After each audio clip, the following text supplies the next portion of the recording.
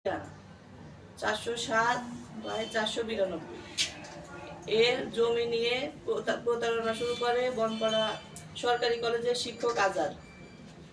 তিনি আমার স্বামীর নিকট থেকে উক্ত দাগে 2020 সালের 5% জমি ক্রয় করেন। তিনি কিছুদিন ধরে সেই জায়গা বুঝে নিতে গিয়ে নানা প্রতারণার আশ্রয় নিয়েছেন।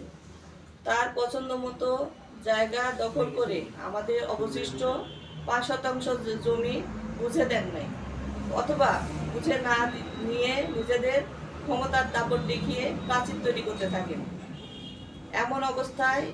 এমন ঘটনা নিয়ে আমরা সিভিল আদালতে মামলা পর্যন্ত করি।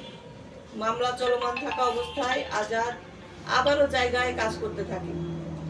এ অবস্থায় গত 13 ডিসেম্বর রাতে আমি, আমার স্বামী, সন্তান কাজ না করার বিষয়ে বলতে গেলে আজাদ ও তার বাহিনীর লোকজন আমাদের উপর হামলা করে।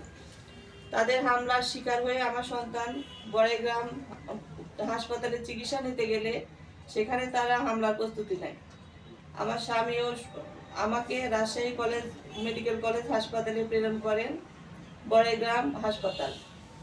বর্তমানে কিছুটা সুস্থ হলেও আমার স্বামী তার গুরুতর ভাঙা হাত নিয়ে রাজশাহী মেডিকেল কলেজ হাসপাতালে ভর্তি রয়েছে।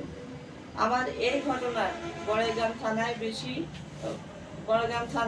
লিখিত অভিযোগ দায়ের করলেও এখন পর্যন্ত আজাদ সহ তাদের বিরুদ্ধে কোনো অভিযোগ বা কোনো ব্যবস্থা নেননি।